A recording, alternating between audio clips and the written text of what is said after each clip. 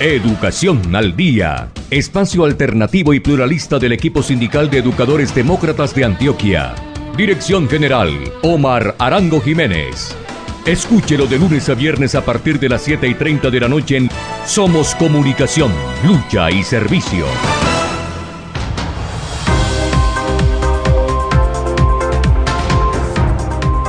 Hola, ¿qué tal, amables oyentes de Educación al Día? Muy buenas noches. Les recordamos que este es el espacio radial del equipo sindical de educadores demócratas del departamento de Antioquia. Mi nombre es Karina Arango Carbonó y hasta ahora les doy la bienvenida a este espacio radial para la educación y temas de actualidad.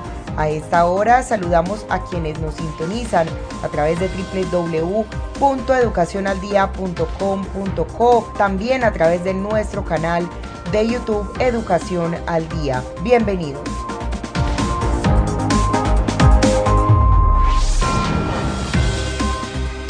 Este es su programa Educación al Día, que se emite todas las noches 7:30 con repetición a las 12 del mediodía siguiente por su emisora virtual www.educacionaldia.com.co, con la dirección de Karina Andrea Arango Carbonó y el apoyo técnico sonoro de Fabián Henao Carbona.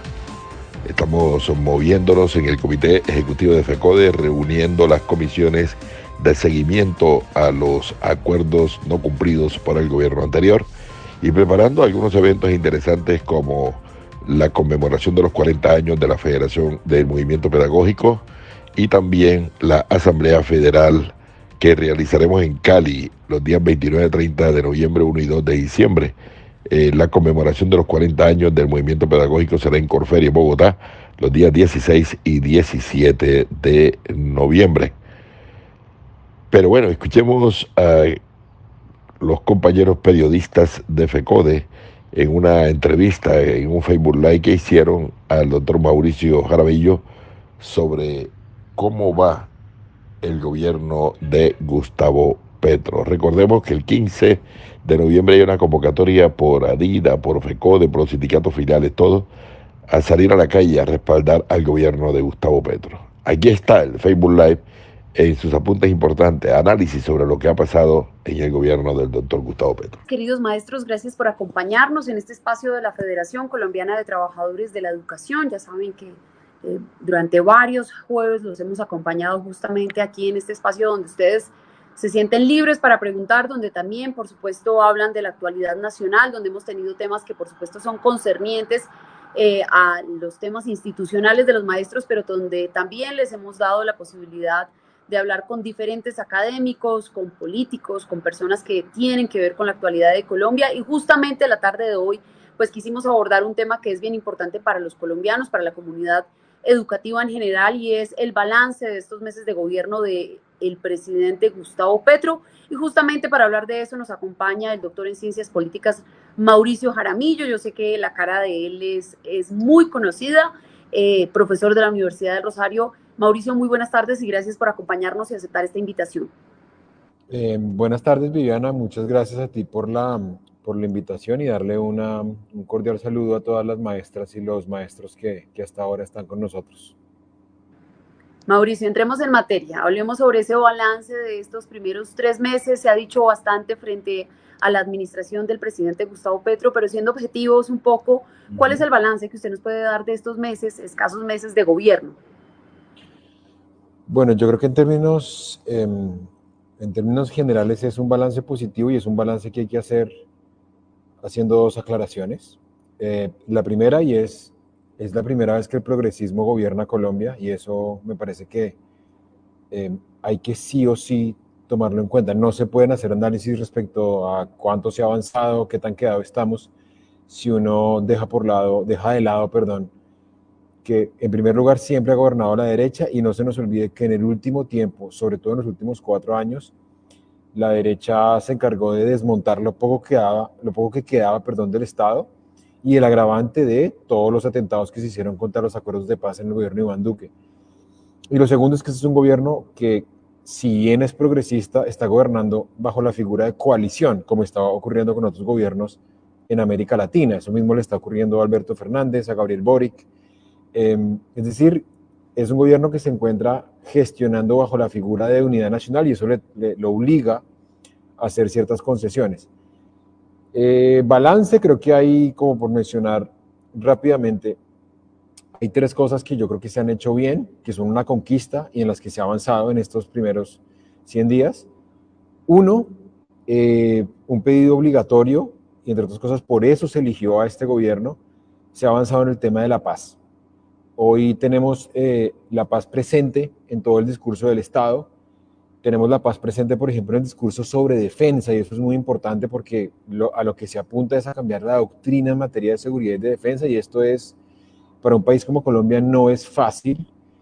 Se ha restablecido el proceso de paz con el ELN. No se nos olviden lo que Iván Duque dejó el tema de la paz, lo desvalorizó totalmente, como creo que ustedes lo saben. Entonces, lo primero en lo que se ha avanzado enormemente, y ya lo vemos, va a iniciarse inminentemente el proceso de paz con el ELN, es el tema de paz total, que se haya avanzado en eso, en una reforma a la ley de orden público. Eso me parece un activo de la izquierda, del progresismo, que era urgente, insisto, y es uno de los principales avances sustanciales de este gobierno. En segundo lugar, en política exterior, Petro le ha devuelto a Colombia lo que por vocación constitucional se acordó en el 91, es decir, privilegiar la relación con América Latina y el Caribe, con la comunidad andina. Colombia, si bien estaba en la comunidad andina, tenemos una relación fría. Iván Duque se retiró de la UNASUR. Iván Duque congeló nuestra participación en la comunidad de estados latinoamericanos y caribeños.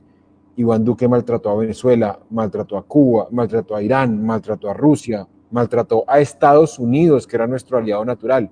Entonces, lo que hemos visto en el último tiempo es un gobierno que ha restablecido nuestros lazos con el mundo, restableció relaciones diplomáticas con Venezuela, y esto, insisto, es una muy buena noticia para la gente que vive en la frontera, e incluso para Venezuela, para destrabar el proceso interno.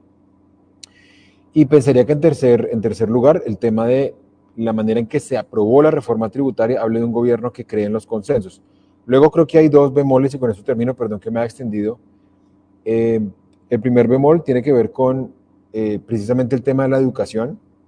Yo tengo la impresión que no tenemos muy en claro, si uno compara, por ejemplo, los diálogos que ha habido en materia de defensa con varios sectores versus los diálogos que hay en educación respecto a cuál es la reforma, me parece que hay muy poca claridad. El gobierno ha hablado de crear 500.000 nuevos cupos en la educación, por ejemplo, universitaria. Se sabe que se van a conseguir 100.000 con esta idea de cero interés en el ICETEX, pero hay 400.000 que no sabemos de dónde van a salir. Entonces, en el tema de educación, yo, en contraste, por ejemplo, con defensa, donde ha habido unas jornadas maratónicas de discusión, veo que la cosa está quedada, y obviamente me preocupa. Y tengo la impresión que en algunos nombramientos el gobierno no ha sido tan celero como se esperaría, muy seguramente porque están buscando en cada departamento, ministerio, oficina, área, la persona idónea, pero me parece que a veces esta falta de celeridad en los nombramientos atenta contra la gestión. Pero en términos generales pienso que eso es como el balance que uno podría hacer hasta este momento, Viviana. Soplan vientos de unidad nacional. Los colombianos respaldamos al gobierno del cambio y la transformación, porque es la oportunidad de construir un modelo democrático donde se privilegia al ser humano, la vida y la paz total. Todos a marchar este 15 de noviembre en respaldo al liderazgo de Gustavo Petro y Francia Márquez. Firmes con el cambio, unidos vamos con FECODE. Colombia está hecha de energía, así como la futura central Hidroituango, que además de encender el desarrollo del país, durante su construcción ha generado más de 8.000 empleos anuales, viviendas dignas para más de 1.700 familias y más de 6.000 proyectos productivos que representan oportunidades de progreso en la región. Con Hidroituango, Colombia en evolución. EPM, Vigilado Superservicios.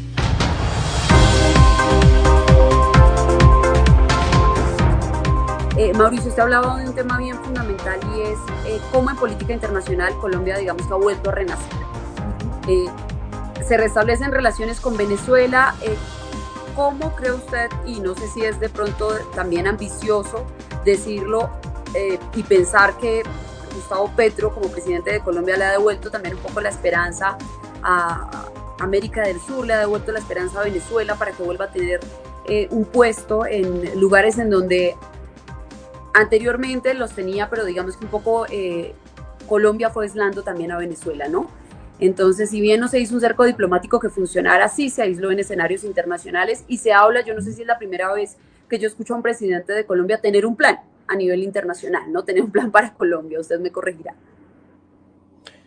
Yo tengo sí, no, es decir, yo coincido en cuanto a que Colombia efectivamente en el último gobierno trató de aislar a Venezuela de una manera muy torpe, rompió toda nuestra tradición diplomática, Viviana, no solamente con Venezuela, también con Nicaragua. A la gente le dijeron mentiras, le dijeron que con el nacionalismo se iban a defender los derechos de los raizales, de la población palenquera, de los pescadores, de los afrodescendientes, en general de sanandresanos y sanandresanos, y eso pues básicamente no ocurrió.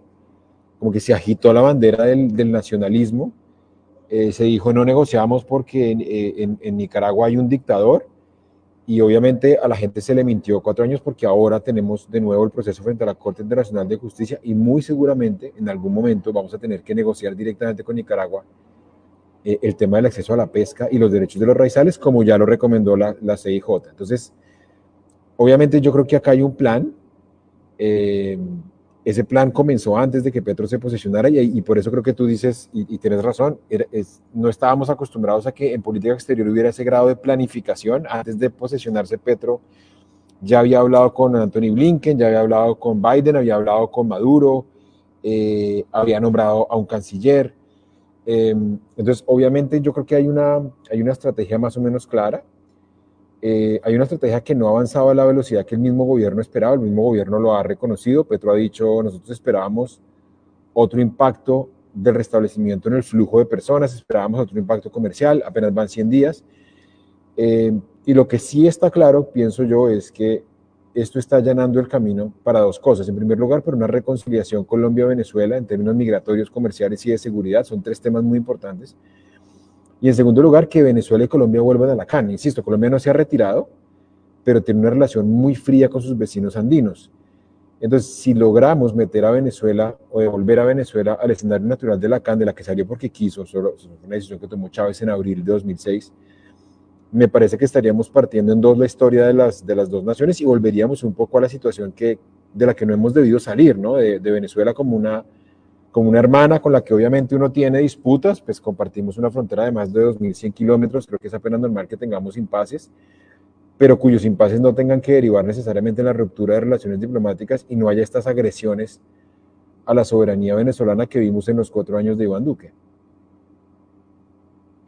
Hay otro tema importante por el que preguntan los maestros y es, antes de que el presidente de Colombia, Gustavo Petro, pues saliera victorioso de su tercer intento, bastante se había hablado frente a las reformas que buscaba Gustavo Petro como candidato, ¿no? Se hablaba de un montón de reformas, no solo la reforma tributaria, sino de poner, digamos, a estos sectores que han sido históricamente privilegiados en Colombia a tributar, a pagar, digamos, impuestos más elevados. La reforma tributaria en algunos sectores deja un sinsabor, ¿no? Se esperaba que se cobraran a las bebidas azucaradas de manera inmediata, pero también yo creo que el mismo Gustavo Petro, y esto lo digo desde mi rol como periodista, también se ha encontrado con unos grupos hegemónicos muy fuertes, que van desde los medios de comunicación, que han puesto temas en la agenda, sean fake news o no, también con otros sectores bien importantes con los que se ha sentado a negociar y se ha sentado a hablar. De esa reforma tributaria, ¿qué tanto le gusta a usted? ¿Qué tan progresiva es? Y me preguntaba un profesor, que pienso aquí leer su nombre, si me lo permite, me decía, Pablo José Ramos, ¿las reformas que impulsa el gobierno Petro se deben priorizar o reformar del todo? Yo me imagino que se refiere a cuáles son las que siguen. Ya hablamos de una reforma tributaria que era necesaria para esos planes y esos programas sociales, es la gasolina, pues que necesitaban sus programas. ¿Qué otras reformas se deben priorizar? Bueno, obviamente la reforma tributaria era absolutamente necesaria, no hay nada que hacer. Colombia tenía un déficit fiscal de más de 7 puntos y había que cerrar ese déficit fiscal por muchas razones. Obviamente, la primera de ellas es porque el gobierno tiene en mente una serie de programas sociales, una serie de inversiones, una serie de reformas que obviamente necesitan una viabilidad financiera que solo se conseguía con una reforma tributaria. Yo tengo reparos en puntos muy específicos, por ejemplo, en cuanto a las pensiones, lo que tú mencionabas de las bebidas azucaradas, pero acá es donde yo recordaría lo que dije al principio.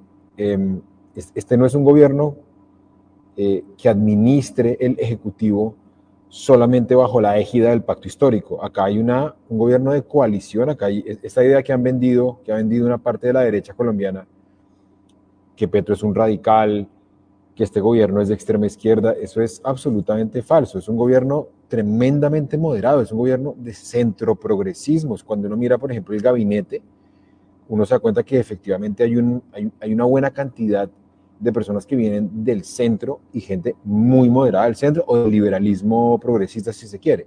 Entonces, eso obligó, como tú bien dices, Viviana, a hacer una serie de concesiones, y la reforma que estaba planteada inicialmente en 60 billones, luego en 40, terminó siendo una reforma de 20 billones, pero yo sí creo que tiene un carácter progresivo, que es lo que uno esperaría de un gobierno de izquierda, y uno esperaría que de aquí en adelante con esta reforma haya una viabilidad fiscal para la inversión social que uno espera, insisto, en un gobierno de izquierda, y obviamente para calmar un poco también todo lo que se ha dicho en los mercados internacionales. Tú mencionaste algo muy importante, que son las noticias falsas, las noticias imprecisas. Y tenemos políticas y políticos del Centro Democrático o activistas todo el tiempo diciendo, Margarita Restrepo, por ejemplo, la gente está sacando sus capitales de Colombia. La gente está preocupada. Nancy Patricia Gutiérrez, que fue alta consejera para los derechos humanos en el gobierno de Iván Duque. Petro es responsable absolutamente del repunte del dólar, cuando todavía era presidente Iván Duque y Petro ya había sido elegido. Entonces hay una campaña mediática para que esto fracase. Hay una campaña mediática, la apuesta de la derecha, y eso hay que tenerlo en cuenta, es que fracase el gobierno, es que el gobierno se declare o el Estado en bancarrota, que esto colapse. Y yo creo que es fácilmente observable cuando uno los ve en los medios, en las redes, en informaciones imprecisas, que a veces es una cosa ahí que está en la mitad de la noticia falsa.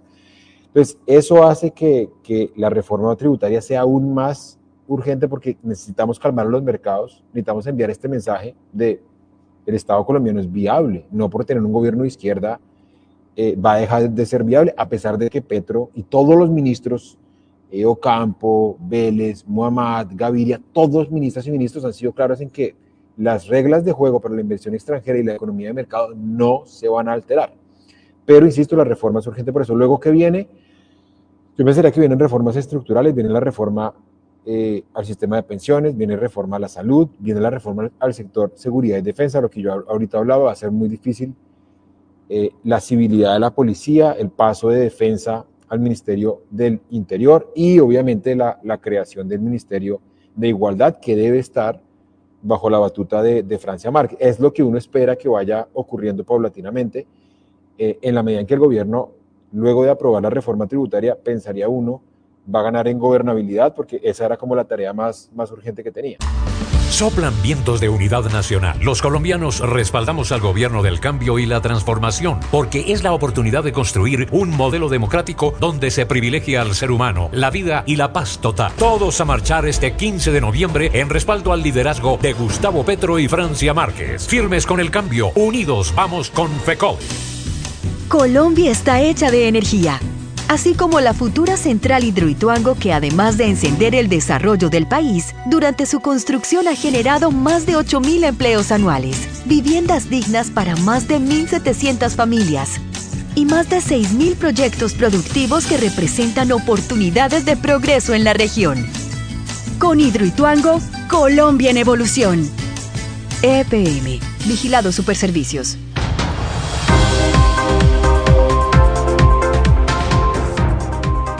Contestar aquí el tema del ICETEX, en qué quedó. Hay miles de jóvenes que votaron por él porque han estado estudiando con mucho sacrificio, entre ellos también hay, por supuesto, personas que han recurrido al ICETEX para pagarse sus estudios de posgrado, maestros que también seguramente se identifican con esta pregunta.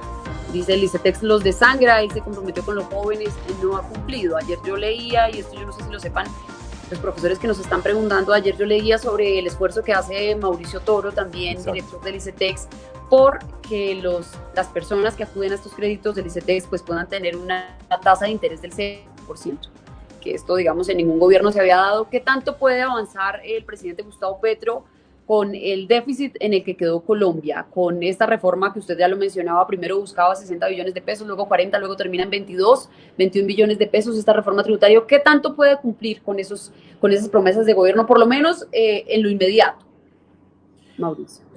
Es una pregunta dificilísima.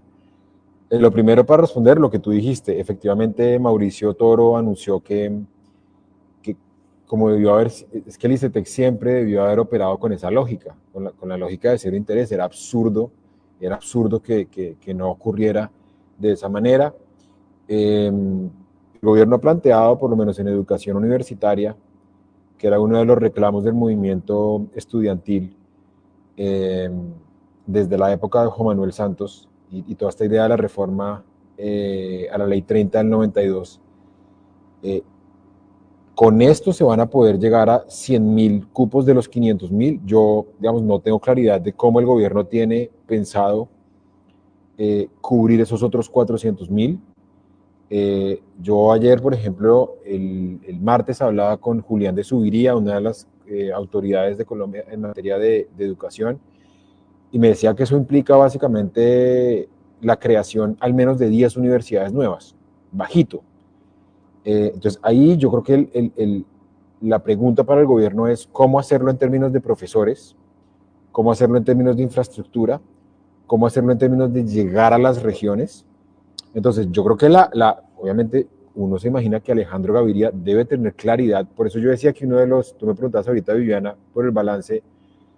A mi juicio, uno de los bemoles es que yo no he visto jornadas maratónicas para hablar del tema educativo. Ha estado incluido en los diálogos regionales, eso sí hay que reconocerlo. Pero en términos generales, por lo menos con los maestras y maestros con los que yo he hablado, me dicen no tener mucha claridad acerca de cómo va a ser esa reforma educativa. Este es un gobierno, insisto, también por ser de izquierda, en el que se espera mucho en términos de descentralización de la educación.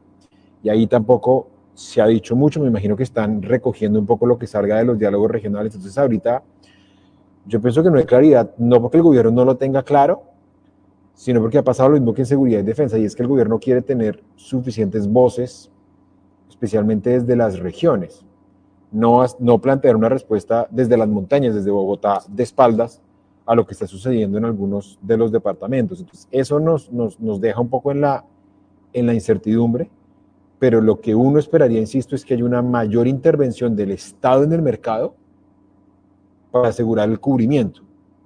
Yo no creo que el gobierno vaya a poder avanzar en materia de calidad. Yo creo que se avanza en cubrimiento o se avanza en calidad, y creo que el gobierno va a optar, y creo que es claro por lo que ha dicho Gaviria, va a optar por privilegiar el cubrimiento, además que es urgente tras los 2 años de COVID, que además dejaron una brecha campo-ciudad que se ha venido ensanchando con el paso del tiempo, especialmente en los 8 años de Uribe. Uribe recibió un país en el que la brecha educativa campo-ciudad era de 1 año. Yo tengo entendido que hoy es de 3 o 4 años. Entonces ahí hay un reto enorme en materia de cubrimiento que me parece que el gobierno va a tratar de privilegiar. Claro, y que digamos que esos rezagos, si uno entra a mirar sector por sector, aparecen de la misma manera. Vamos a ir a reforma agraria, pero antes de eso vamos a volver, Mauricio, si me lo permite, a hablar sobre una pregunta de reforma tributaria. Nos pregunta el maestro Diego Andros Díaz. La reforma tributaria ha venido cediendo o cedió en varios temas de tributación a grandes empresas o grandes capitales y en otros asuntos. ¿Qué tan progresiva puede ser esta reforma en el mediano plazo, Mauricio? Yo creo que es una reforma progresiva en 2 sentidos. Es una reforma progresiva porque va a cobrar impuestos en función de los ingresos, en función del capital, en función de la riqueza. Acordémonos que una de las propuestas de la reforma tributaria que ocasionó el estallido social el año pasado era básicamente la ampliación del IVA a algunos productos de la canasta básica, de la canasta familiar. Ese es el típico impuesto más regresivo que hay. Entonces, no se nos olvide que aquí esto que han dicho, lo he visto a mucha gente diciendo, no, es que la reforma tributaria de Ocampo terminó siendo la misma de Carrasquilla. Eso no tiene ningún sentido. Entonces, yo creo que es regresiva en ese sentido, en términos de ingresos. Luego creo que es regresiva en otro sentido, más bien es progresista. Yo creo que es la primera vez que tenemos una reforma tributaria que no se discutió en los clubes de Bogotá. que no se discutió a puerta cerrada. No es una reforma tributaria hecha por tecnócratas encerrados, hecho por tecnócratas un poco con el criterio de la racionalidad, sino que esta vez hablaron con varios sectores. Eso que tú acabaste de mencionar, el hecho de que haya gente que diga, a mí no me gustó el tema, por ejemplo, de los impuestos a las bebidas azucaradas, que no haya prosperado. Que el director de la DIAN dijera una cosa y que luego la ministra de Salud dijera otra, y luego la ministra de Cultura habló un momento dado de un impuesto a los celulares, dijera otra. Eso no es incoherencia. Eso es un gobierno que funciona bajo la figura de unidad nacional, es un gobierno plural en el que la gente opina.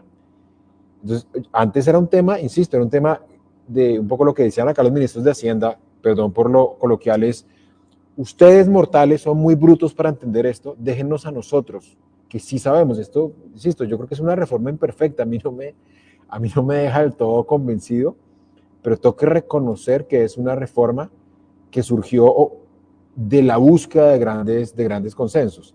Entonces, yo pensaría que en ese sentido es progresiva y es progresista.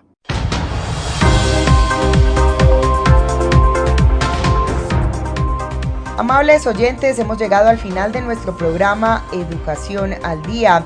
Les recordamos que este es el espacio radial del equipo sindical de educadores demócratas del departamento de Antioquia. Les recuerdo que soy Karina Arango Carbonó y agradecemos a todos por su sintonía.